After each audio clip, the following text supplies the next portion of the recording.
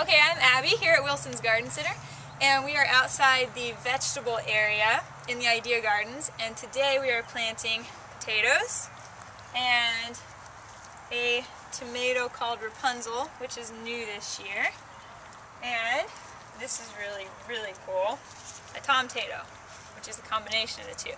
I'll tell you more about that in a second. But let's start with Rapunzel here. We're going to put it in this barrel, and I have Wilson's potting mix here. It's going to go in first. And also, I have some bumper crop, which is an organic soil amendment. So, we'll mix some of that in too. It'll help feed the plants this season. It's really good stuff.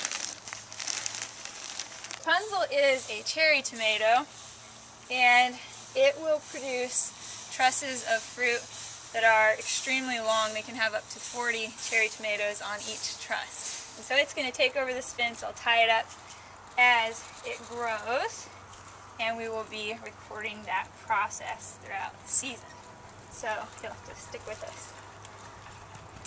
I also have some petunias down here that we're going to put in the front of this barrel because they will make it beautiful, and they are supposed to help deter certain insects like tomato hornworms. Tomatoes are one of the few plants that like to have their stem buried, so I'm going to take off these lowest branches and we'll be able to bury this pretty deep. And also, while we're here, I can talk to you about suckering tomatoes. Here in these joints, suckers appear, and you can just get rid of those because they don't do a whole lot for the plant, and they'll just make it really bushy, and the fruit that you get will not be as good as if you remove the suckers. So it's just a good idea to get rid of those. It's not absolutely necessary. It helps your plant be as healthy as possible.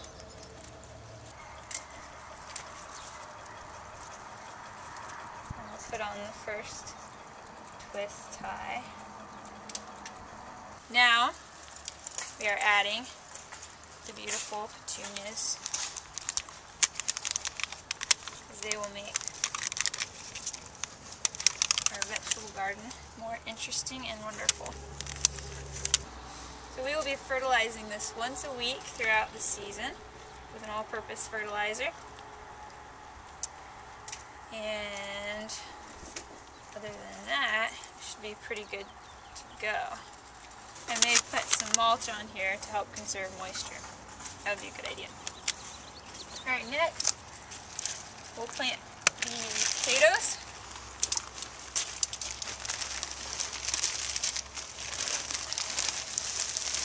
So for these, I'm only going to fill it half full with potting soil and bumper crop. And then as the potatoes come up, we will add more soil, and that will allow the tubers to come off the main stem. That'll be a good thing.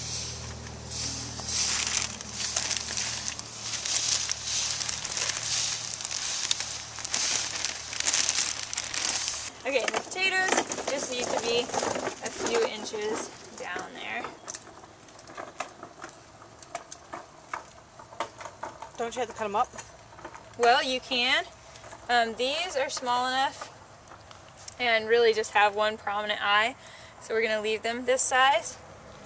But if you have potatoes this size and bigger, you could cut that there and let it dry for a few days and get a scab over the raw edge, and then you can plant those pieces separately.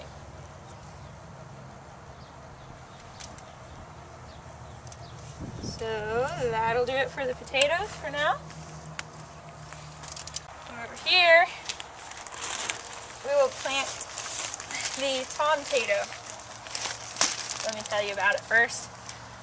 This is really cool because potatoes and tomatoes are in the same family. You can graft them together. So at the end of the season, well, we'll harvest cherry tomatoes off of this the whole season, And then once the plant starts to die, we get to dig up potatoes. And it can produce about 4.5 pounds. Alright, we've got our soil and bumper crop in this pot as well. And we won't need the stake because we have the fence. Now, with this, we won't want to bury it like we did with the Rapunzel because of the spot where it's grafted.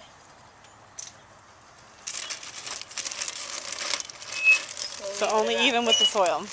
Yeah. And we can take the suckers off of this as well.